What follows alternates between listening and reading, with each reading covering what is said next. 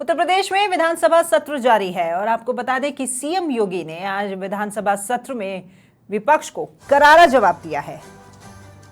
शायरी के अंदाज में अखिलेश यादव पर उन्होंने निशाना साधा है और सीएम योगी ने कहा है कि सपा के बारे में कहा जाता है कि जिस थाली में खाते हैं उसी में छेद करते हैं। सपा अध्यक्ष शुरू से ही महाकुंभ का विरोध कर रहे थे, लेकिन आखिरी में चुपचाप जाकर वहां डुबकी भी लगा कर आए हैं।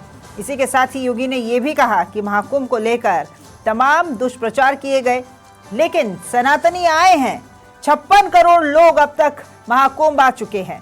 जब सनातन धर्म, मां गंगा, भारत की आस्था महाकुंभ के खिलाफ अनर्गल, प्रलाप और झूठा वीडियो दिखाते हैं, तो ये 56 करोड़ लोगों के साथ ही भारत की सनातन आस्था के साथ खिलवाड़ है।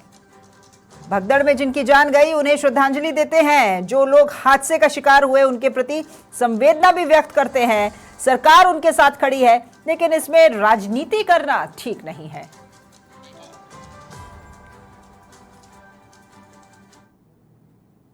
यहां पर मान्यवर इस चर्चा में भाग ले रहे हैं।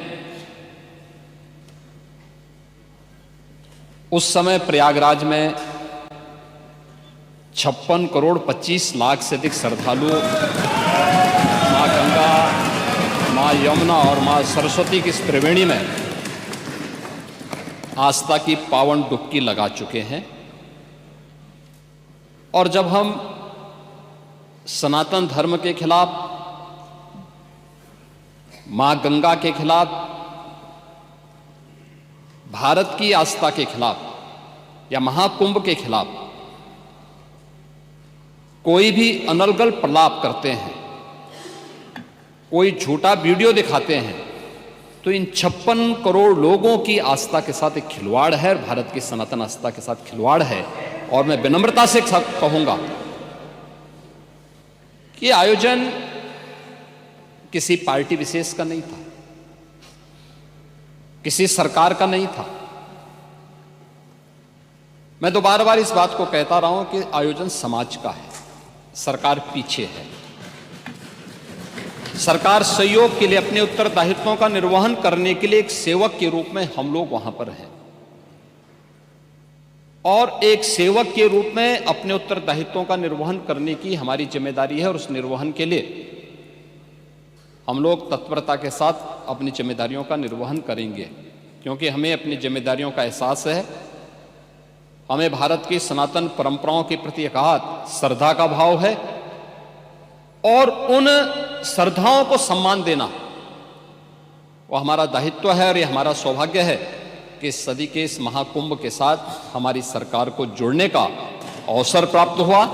और आयोजन के प्रति तमाम अफवाहों, तमाम प्रकार का दुष्प्रचार को दरकिनार करते हुए देश और दुनिया ने इस पूरे आयोजन के साथ सहभागी बनकर के इसे सफलता की एक नई ऊंचाई तक पहुंचाया है। मैं धन्यवाद दूंगा माननीय सदस्य श्री मनोज पांडे जी को, जिन्होंने उन अफवाहों की ओर ध्यान भी दिया, कि उल्लेख किया कि काहिरा का वीडियो लेकिन महाकुंभ के साथ जोड़ करके दुष्प्रचार किया जा रहा था, नेपाल का वीडियो महाकुंभ के साथ, झारखंड की किसी घटना को महाकुंभ के साथ, या देश के अंदर के किसी अन्य दुर्घटना को जूसी के साथ जोड़ करके दुष्प्रचार करके अफवाह फैलाने का जो कार्य हो रहा था, कौन लोग थे वो? और इसीलिए मैं कहना चाहूंगा कि बड़ा हसीन है इनकी जवान का जादू, लगा के आग बहारों की बात करते हैं। जिन्होंने रात में चुन चुन के बस्तियों को लूटा, वही नसीबों के मारों की बात करते हैं।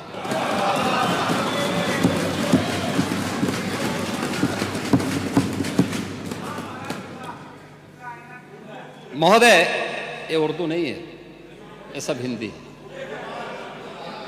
आपको मैं बताना चाहता हूं, आपको मैं एक और बात बताना चाहता हूं, जो अभी नेता प्रतिपक्ष कह रहे थे।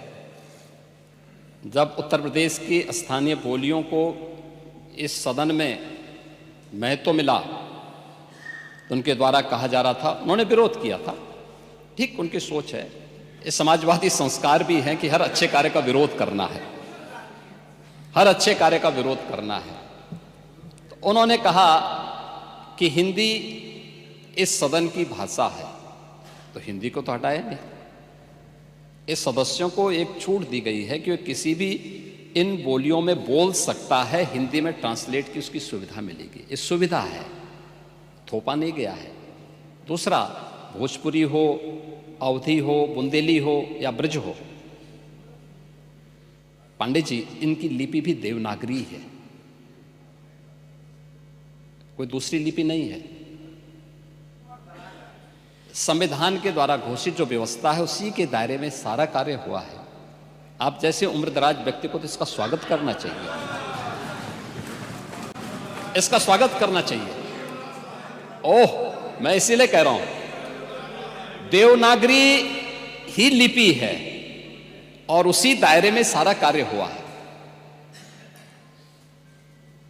और इसीलिए मैं आपके संज्ञान में लाना चाहूंगा कि ये जो कार्य है, इस कार्य के साथ हमें उसी सकारात्मक भाव के साथ जुड़ना चाहिए। मैं आपके विरोध को कभी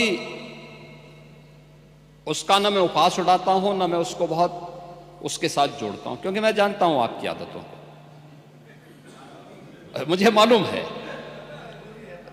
आप लोगों के बारे में एक मान्यता ये भी है, मजबूरी भी है, और आपके बारे में मान्यता भी है कि आज के समाजवादियों के बारे में, जो जिस थाली में खाते हैं उसमें छेद करके फिर जाते हैं। जब एक महाकुंभ का विरोध पहले दिन से कर रहे थे, महोदय मैं एक एक करके इनके बयानों को यहां पे उद्धृत करना चाहूंगा, और पिछले सदन में भी मैं याद दिलाना चाहूंगा, जब हम लोग यहां पे इसी सदन में आए थे तो महाकुंभ पे चर्चा, उस समय महाकुंभ की तैयारियां चल रही थी और चर्चा के लिए एक दिन निश्चित किया गया था। आप लोगों ने सदन नहीं चलने दिया था, सदन नहीं चलने दिया था। अच्छा होता महाकुंभ के पहले सदन में पूरे दिन भर की चर्चा होती, हम उस व्यवस्था के बारे में चर्चा करते, आपके अनुभव का लाभ लेते, लेकिन आपने चर्चा नहीं होने दी। लेकिन पहले दिन से ये चर्चा, पहले दिन से ये अफवाह और इस प्रकार का दुष्प्रचार आपके द्वारा निरंतर होता रहा। आप याद करिए, समाजवादी पार्टी के राष्ट्रीय अध्यक्ष ने महाकुंभ आयोजन के पहले इस बारे में कहना शुरू किया कि साहब इतना पैसा और इतना विस्तार देने की आवश्यकता क्या है। उनका बयान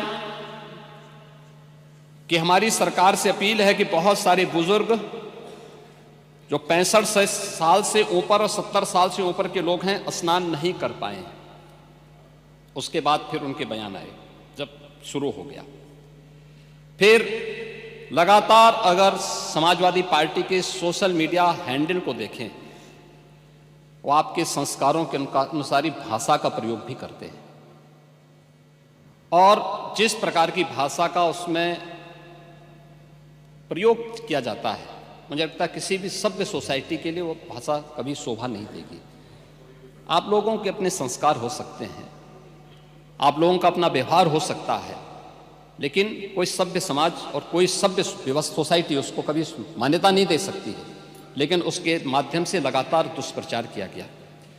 यही नहीं, ये भी मांग हुई, देखिए आपकी पार्टी के ही नेता, आपके अध्यक्ष ने कहा कि हम मांग करते हैं कि अकबर का किला जो बिल्कुल संगम नोच पर वहां जो वट वृक्ष है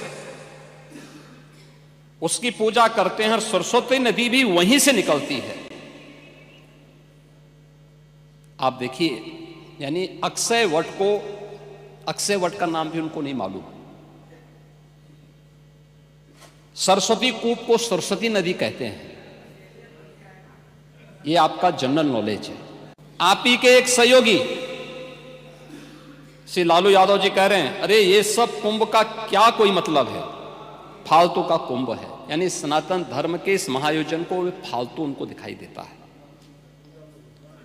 और इनके एक और सहयोगी उससे भी 2 कदम आगे आकर के कहती हैं कि महाकुंभ मृत्यु कुंभ में बदल गया है। ये क्या है, ये क्या है? मल्लिकार्जुन खड़गे कांग्रेस के नेता अध्यक्ष कहते हैं कुंभ भगदड़ में हजारों लोग मारे गए।